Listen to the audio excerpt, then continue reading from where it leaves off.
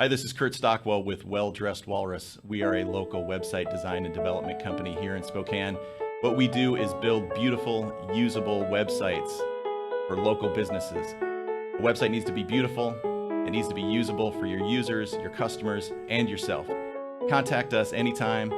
We'd love to talk with you about your online marketing.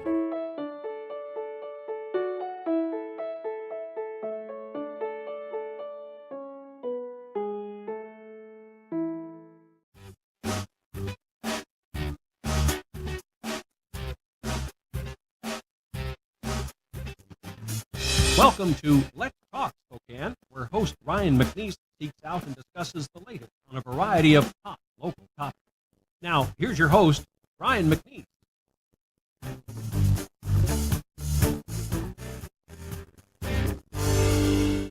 Welcome to Let's Talk Spokane. I'm Ryan McNeice, and I'm here in the studio with Matt Albrecht, trial attorney, Andrew Biviano, trial attorney as well. Thank you both for being here. We're talking about an interesting topic today, much talked about this week with the peaceful protests in the NFL and how that interacts with race, Trump, politics. Thank you both for being here. Let's jump right in, and either one of you can start. But what's your take on it? There's a lot of symbolic questions, political questions. What are your thoughts, Andrew? You know what's missing from all of this discussion is, I think, the most important first step, which is intent. Before you can determine whether someone is being disrespectful, you have to figure out what their intent is. I think as lawyers, we know that all the time. It's an element in the law. Good examples with the flag. If we were to walk by someone burning the flag, we would probably immediately presume that person was doing it disrespectfully and protest hating America. But that person could also have been properly disposing of the flag based on the regular guidelines of how you dispose of an old tattered flag. You have to ask the person to figure out what they're meaning by that. Same thing if someone's not standing for the national anthem. Is it because they don't want to, because they can't from a physical disability, or is it maybe perhaps a devout religious belief that they can't stand for a flag because it's an idolatry issue? And we, of course, respect people's religious beliefs in this country. It might have nothing to do with what they feel about America. It might be something else. Is that intent important on both sides in terms of how that's interpreted? Absolutely. And I think what people have missed is they haven't actually listened to what Colin Kaepernick and others have said over and over again about why they're taking a knee in these protests. And just as a background, I'll let you know, I've read these articles and interviews. He initially was sitting down. He didn't want to have any part in the protest. And people pointed out that was disrespectful. He thought about it. And he said, you're right. I'm going to do something different. I'm going to take a knee. Because in football, taking a knee has a very specific meaning. When someone gets seriously injured on the court, on the field, and wheeling out the cart, everyone on both sides takes a knee.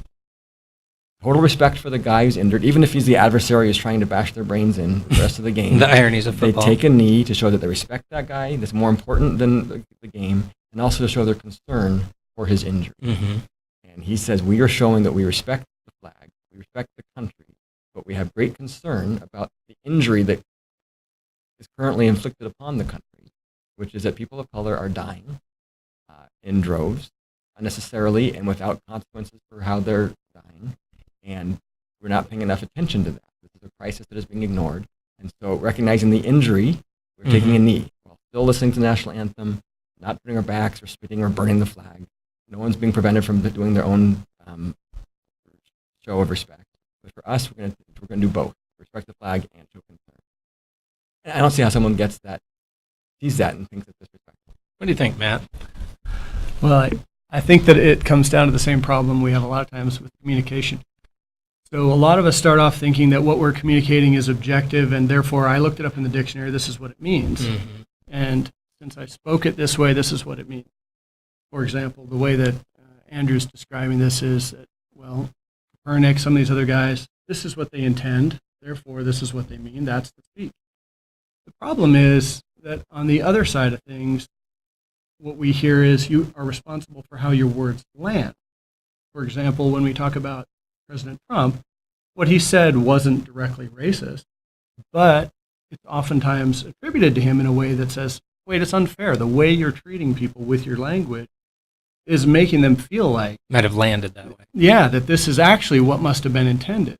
And he would say back, I assume, I'm not a Trump supporter, but I assume he would say back, well, that's not what I think. That's not what was meant. So we have this problem on communication between how do you define what's being said? Is it what the speaker meant to say, or is it what's landing? And I think one of the biggest problems we have with free speech right now is what most people refer to as the heckler's veto. It means one person in the audience says, I'm going to tell you what that means, and whatever it means is something that's insulting to me. And therefore, you're offensive, and you're insulting me, and you can't speak anymore. This is a very strange circumstance to me because it's a little bit ironic. We've got everything kind of all mixed up here. Yeah, Matt, I think that's a great point. I think backwards. this concept from Kaepernick onto this last weekend with the Seahawks, et cetera, and the teams that chose to stay in the locker room during the national anthem, this issue has transitioned. I think the intent at different times has been different. It is changed over the last year to a certain extent. So the way it has landed and been interpreted has changed a bit. Yeah, it's definitely now become much more about free speech than about the original intent, which was racism. Right.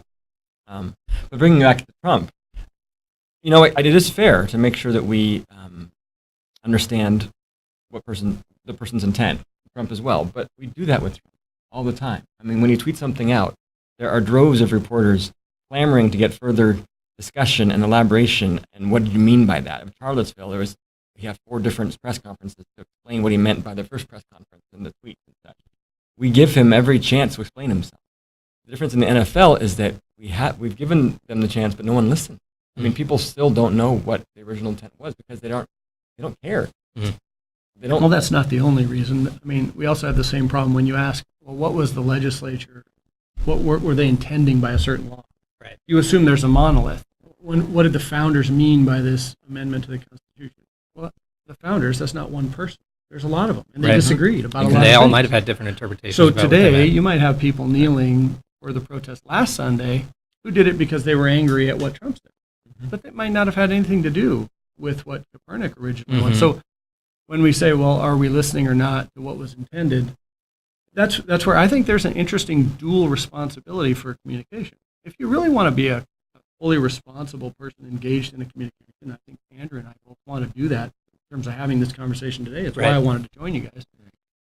You have to do 2 things that both seem a little unfair at first. You have to give the benefit of the doubt to the other person and be willing to listen to what they're coming from and realize the way it's landing for you might not be what they meant. You got to give them a chance to clarify and make sure you're not being unfair about how you're hearing them speaking. But the second part is when you're listening something and it upsets you, you also have to take a second then and realize, wait a second. I'm sorry, I said both of them, but the second one would be when you're speaking. You have some responsibility to realize, okay, the way I'm saying this, I don't mean it like that. But if it's landing wrong for a bunch of people and they're thinking what I'm saying is demeaning or belittling, even though it makes no sense to me why that's the case, well, I still have some responsibility. Well, I think that's a good point and a bit of a segue to the patriotism concept that how it is intended by these athletes. The ironies abound here because I don't think there's anybody legally speaking, constitutionally speaking, that would disagree with the fact that our veterans have fought for the right to have free speech. However, I think you're both making good points in terms of the intent is to obviously illuminate free speech and issues in our country that have not been taken care of. However, although our veterans have fought for the right for free speech, is this unpatriotic, this peaceful protest? Is that unpatriotic, even though they fought for that right? It is being interpreted that way to a certain degree. I would say the reason I would never join a protest like this is because when I think of the flag, I think of it representing the ideals of America. I don't see the flag as representing our current state of our governmental affairs. I see it representing the purity of the ideal of courage, bravery, freedom, respect, and equality. So I would never protest that because I wouldn't protest those ideals because I'm completely in sync with those ideals themselves. And I would be afraid that the veterans who were in the audience with me at that time, that they would be interpreting this as a sign of disrespect, whether it was meant that way or not. For me, I would, if I was faced with this situation, I would have to say, would I be willing to have them feel disrespected for me doing this? And I would say no. I wouldn't be willing to take that chance. But Even though you're trying to potentially make that point as one of those athletes, Right. but you're balancing I would how have it might yeah. land. It's the dual responsibility I was talking about, where you have to be on both sides. Would I participate in speech that I think is going to hit a bunch of veterans like this and make them feel like I have no respect for what Mhm. they've done for our country? I wouldn't. That wouldn't be how I would do it. I'd find a Yeah, different way. Andrew, what do you think about that in terms of venue, if you will? Sure. You'll hear the phrases out there that protest isn't, it can be messy in Right. terms of maybe Right. what Matt's saying. What do you think about that in terms of if you're balancing what you're trying to say, maybe what a Kaepernick or otherwise is trying to say versus how it might land, and deciding to move forward with that protest? I think protest is very patriotic, perhaps the most patriotic thing you can do. And I agree with Matt. And the first thing he said, I beautifully stated that to me, the flag represents the ideals of our country. Now, the current state of it doesn't represent just our military branch, it represents all of us. The military isn't a monolith either. Mhm. Some veterans are offended by this, but I've heard of a lot of veterans who are thrilled by this. They felt like they're fighting for us really is paying off when they can see that the freedom that they fought for is able to be expressed in their home. When they go to fight for the flag, they're not just fighting for themselves, it's not just for the military, they're fighting for everyone back home. Mm-hmm. And so it's actually a huge honor to see that their sacrifice is paying off and that freedom still exists in this country. I think it can be very patriotic. Yeah, and I think that's well said, and why this is such a complex issue is it seems like it's right in the face of these veterans when they're choosing to do it Yeah. at the national anthem. But that's why And- this. Well, that's And what again, the problem is. I think the word protest, I'm sorry, is still the wrong word because they meant it to be not protesting America, the flag. They're honoring the ideals while taking a knee to reflect to everyone around them a reminder that we're not living up to those ideals. And I think a lot of people can understand that concept, but to Matt's point, it might not be landing that way. I would say, as you both have said, the communication and or the intent or the symbolism is where it's gotten fairly fuzzy. Well, the problem, in my view, the problem is that the point of, I think, having the national anthem, to my point of view, as a pretty avid sports fan, though not a huge NFL fan, Mhm. to be honest, my favorite sports are more likely to be basketball or soccer, but still they all play the national anthem. And when I go to a hockey game, they play the Canadian anthem as well. Hmm. And I've always thought, and I've always told my son and my kids when we're together, no, you stay standing for the Canadian anthem. Why? Well, Respect. we're not going to be saluting allegiance to Canada, but we're engaged in something here in a second, and we're going to be rooting for our team to beat their team. Yep.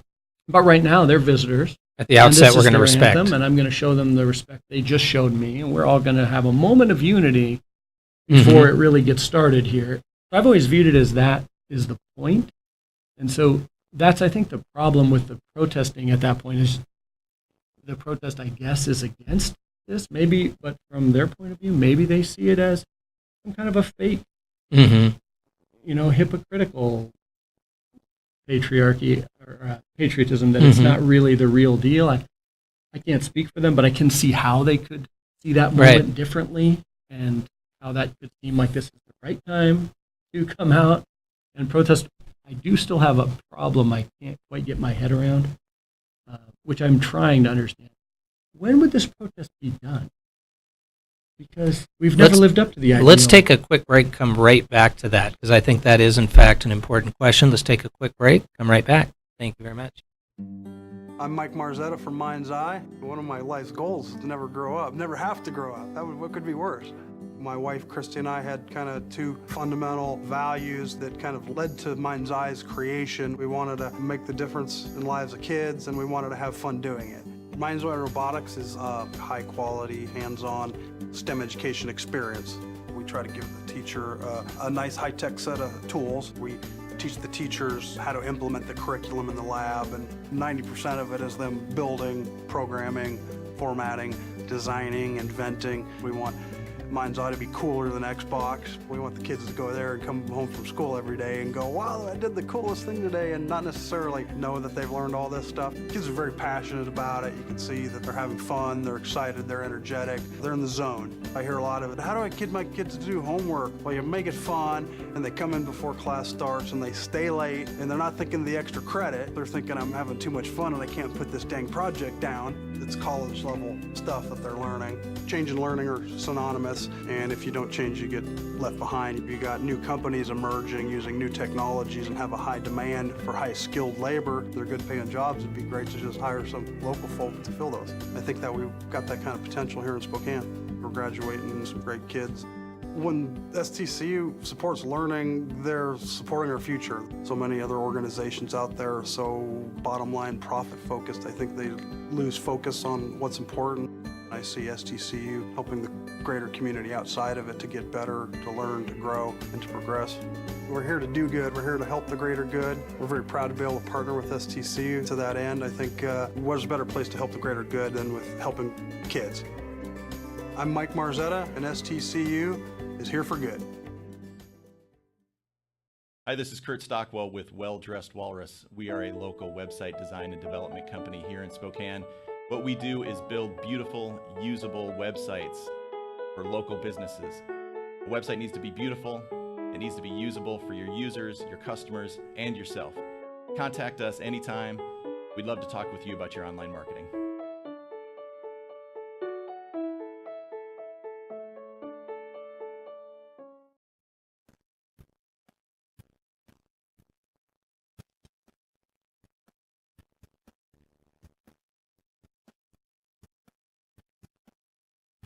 Welcome to Let's Talk Spokane. I'm Ryan McNeice, and we're here in the studio with Matt Albrecht and Andrew Biviano, both respected attorneys here in Spokane.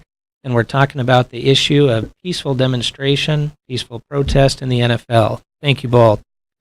We've been having a good dialogue. Matt, let's go back to what you were mentioning right before we went to the break.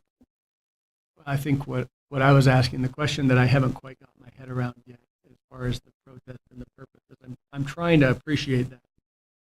Well, as the way I've heard it explained, a diamond can be looked at from different angles, and it looks one color from one side, and maybe some different angle shows a different side of it. It's a good example. The flag could look like that to different people. I understand. I can see how I was raised learning about what the colors of the flag meant from my grandfather, who was a World War II vet who was shot down behind enemy lines and survived. And I learned it at the VFW when he took me there for a flag burning and told me what the colors meant. So that's my perspective on it. This is something near and dear, and it means something deeply important. I can understand how someone from a different background would see it from a different point of view, and they would not see it as they would see it as maybe something that's wrongly celebrated in a fake patriotic kind of way. I can see how that could be a cynical view of it, and that maybe that's the way you grow up if you don't see things the same way I did. But the part I can't quite figure out is, with this protest, when is it over? What's the end game? Yeah, I mean, is it Change. Do we just always protest the flag and the national anthem? What do you think on that, Andrew? I'm sad. I gotta admit, I think it's profoundly troubling when the more attention is paid to the offense taken by the majority than is paid to the actual death that are being talked about the protest. I think the protest can stop once the caring starts. Everyone would gladly stand up if they could just get people to care about the fact that people are dying in droves in this country without being noticed or cared about. We had a big freak out in the media last year in the country when the stats showed that life expectancy for middle-aged white people was dropping to one of its lowest rates. Not noticing that it was still higher than the average life expectancy for African Americans had been for decades. But there was an outcry with that. The only outcry when the white people were a little bit worse off, but for black people, it's the norm. We're talking about a 12-year-old boy getting shot in the park playing with a gun. Motorists who are unarmed or legally armed getting shot, and there's no consequences for anybody. And then when they bring it up, there's all sorts of reasons why we can't talk about that issue right now. How do we systematically move that forward? We need to start realizing and taking the hard look at ourselves in the mirror about what this country is founded on and what it's become. And the contrast could not be more stark. And that there's nothing more disrespectful to our troops than flying the flag of the enemy that killed them, the Nazi. The KKK flag, which is the Confederate flag, that actually murdered and fought. We had to sacrifice hundreds of thousands of lives to stop these evil forces. And they come into America and are now proudly marching down the street supporting those forces. killing people in the process, mowing them down with their car. And our president says that some of them are very fine people, and makes equivalency between them and the people who are protesting against Nazis. They didn't call any of them a son of a bitch. Yeah, that was an Didn't condemn interesting any of concept. them on Twitter. Didn't ask anyone to boycott anybody from them. He's still defending his actions and saying, I said they were bad, but not all of them are bad. But yet, Then chooses to go after chooses to NFL go athletes. after peaceful, upstanding citizens. Some of them who have served in the military. Some of them who are pillars of the community who are taking a knee to say, "Please help us." They're the sons of bitches. That is what needs to happen in this country. We need to realize that that's a dramatic thing, and the hurt that's caused to the people of color that see that is immeasurably greater than the offense taken by someone watching a football game. Saying that people stand it. What do you think, Matt? I don't know who was saying it was a good idea to have racism, who would say it was a good idea to have the KKK be celebrated. So I'll say whatever Trump didn't say, and what I know Andrew wants to do, is if you remember the KKK, you're kind of fit. Yeah, there That's you what I go. have to say. Yeah. Thank you. It's very easy to say. We can all agree on Right. that. I But don't know why Trump the can't. thing is, I think that we can. Mhm. I think that the members on these football teams would agree too, and I think the veterans who are standing in the stadium would agree with that concept. And the problem with this particular discussion and what's happening is that it is kind of conflating these two problems, and I think it is coming from a lack of communication where I'd agree people with aren't that. appreciating how what they're doing both directions is being received. I'm thinking of the Pittsburgh Steelers player, and I'm picturing myself being an Army Ranger and thinking of all my friends and colleagues still there, and now I'm in a position where I'm either going to be lumped in with racists or lumped in Yeah, with you're in a tough spot. disrespecting the flag and not doing what I'm taught to do as a member of the military to show respect to the flag. I'm not a big fan of trying to put somebody in that position. That's where I think this might be a little misguided. There could be a better way. And I feel kind of bad for somebody who's put in that spot. I'd be curious to know, and I have not read the articles on how he has been treated within his own He team. actually has apologized to his teammates because he left them all on alert, looking like jerks. And his coach was a little bit critical Right, of him. he apologized because So- he actually meant to say he thought everyone was going out, and then he realized that they were going to stay in, and then he was kind of caught already on camera, so he stayed there, but he was actually very apologetic. But So here he's I think that's such a perfect metaphor. I mean, look, he's literally right. caught between. He's literally stuck going, Right. I want to support my friends. I don't want them to think I'm Because they're racist." his squadron now. Right, but versus, I have this greater loyalty, and I'm trapped. I just thought, as I read the story and I heard about his apology and the coach being upset with him being trapped, I thought it's actually a perfect metaphor for the situation that has been created here. Maybe that's what was intended. Maybe that's good. Maybe it maybe brings that's to the light outcome. the tension that we need to feel. But your question, which is what's the appropriate way of doing that is a really important question. Yeah, systematically, how do we And- move the chains forward? So And to that's where it speak. really comes. Beyond protest to actual Yeah. action. Yeah. Protest is to accomplish action. Let's get They at the can't. action. They're trying to get the action.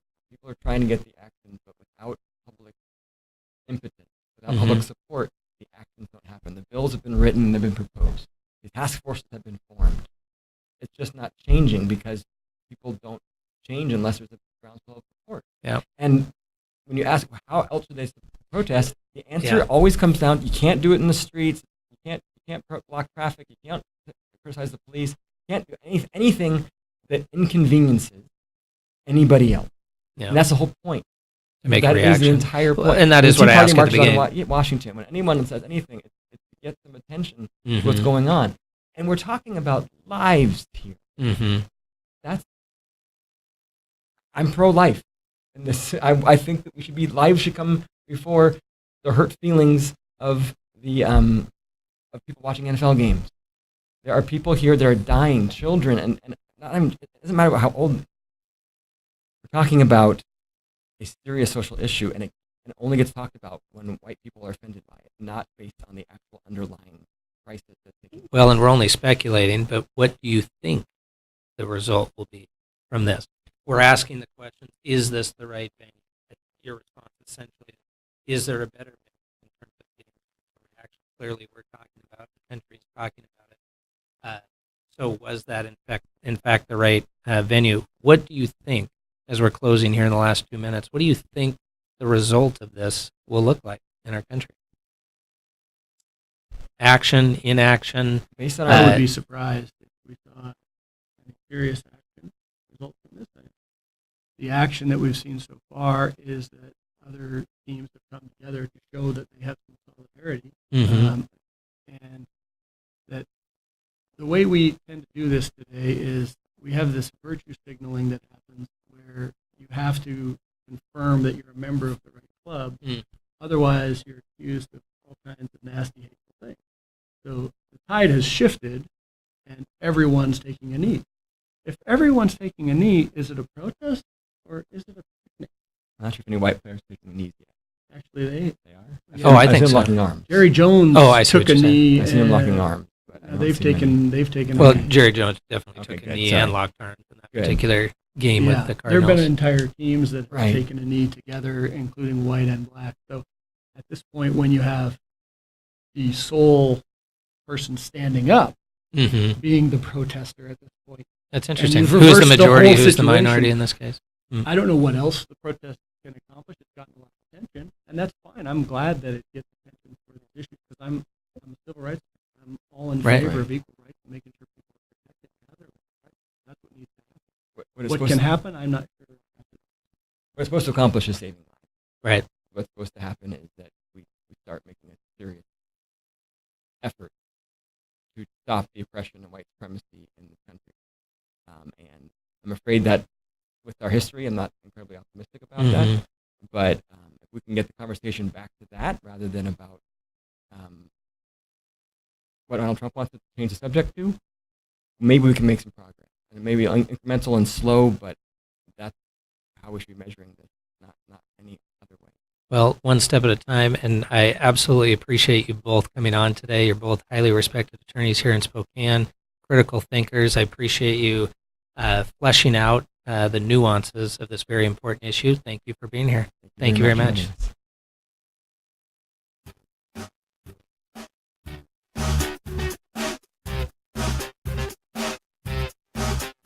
Let's Talk Spokane is produced in Spokane, Washington by SpokaneTalksOnline.com, which is solely responsible for its content. Ask us a question, recommend a guest, and hear this program again online anytime at SpokaneTalksOnline.com. Thanks for listening.